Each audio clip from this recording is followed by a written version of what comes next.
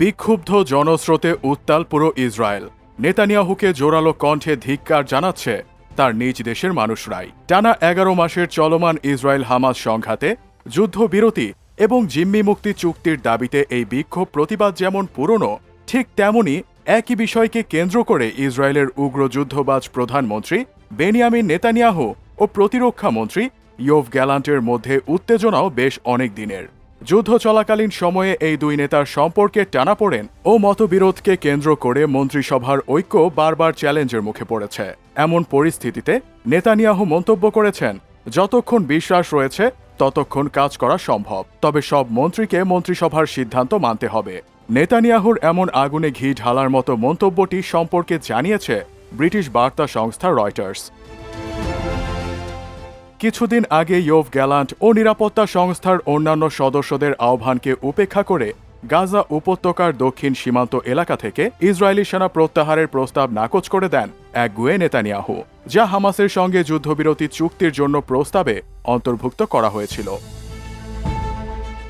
নৌ কমান্ডো ইউনিটে ৩৫ বছরের সামরিক ক্যারিয়ার শুরু করে জেনারেল পদে উন্নীত হয়ে রাজনীতিতে আসা গ্যালান্ট হামাসের বিরুদ্ধে নেতানিয়াহুর সম্পূর্ণ বিজয়ের লক্ষ্যকে অযৌক্তিক বলে অভিহিত করেছেন। তবুও গাজার যুদ্ধ শুরু হওয়ার পর থেকে ইসরায়েলের রাজনীতির জটিল সমীকরণের কারণে তারা একসঙ্গে কাজ করতে বাধ্য হচ্ছেন।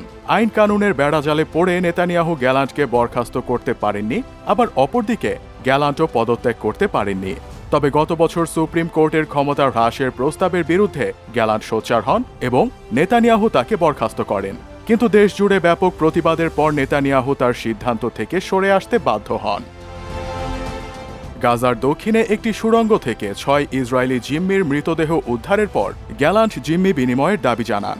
তিনি বলেন, যাদের মৃতদেহ পাওয়া গেছে তাদের জন্য দেরি হয়ে গেছে, তবে বাকি জিম্মিদের অবশ্যই ফিরিয়ে আনা হবে। গত বছর 7 অক্টোবর হামাসের মুক্তির সংগ্রাম শুরুর পর 253 জনকে জিম্মি করে নিজেদের হেফাজতে নিয়ে যাওয়ার পর থেকেই নেতানিয়াহু ও গ্যালান্ট সমালোচনার মুখে রয়েছেন। এই ঘটনার পর গ্যালান্ট গাজা উপত্যকায় সম্পূর্ণ অবরোধ আরোপের ঘোষণা দেন এবং ইসরায়েলের শত্রুদের মানুষরূপী পশু বলে অভিহিত করেন। নেতানিয়াহুর তুলনায় অধিক সতর্ক ব্যবস্থা নিয়েছেন গ্যালান্ট। যুদ্ধের পর গাজা পরিচালনার পরিকল্পনা তৈরির আহ্বান জানিয়েছেন তিনি। নেতানিয়াহু ও গ্যালান্ট উভয়ই গাজায় অভিযানের কারণে আন্তর্জাতিক গ্রেফতারি পরোয়ানার হুমকির মুখে রয়েছেন, যা ইসরায়েলের রাজনৈতিক অঙ্গনে নতুন উত্তেজনার জন্ম দিয়েছে। গত মাসে গ্যালান্ট নেতানিয়াহুর সঙ্গে নিজেকে তদন্তের জন্য প্রস্তুত বলে জানান, যা ইঙ্গিত দেয় নেতানিয়াহু ও প্রতিরক্ষা মন্ত্রী উভয়ই গাজা সংঘর্ষের পরিণতির জন্য দায় নিতে প্রস্তুত রয়েছেন। তবে তাদের এই রেষারেষির সম্পর্কের কারণে ইসরায়েলের রাজনৈতিক মহলে প্রবল উত্তেজনা দেখা দিয়েছে সম্প্রতি।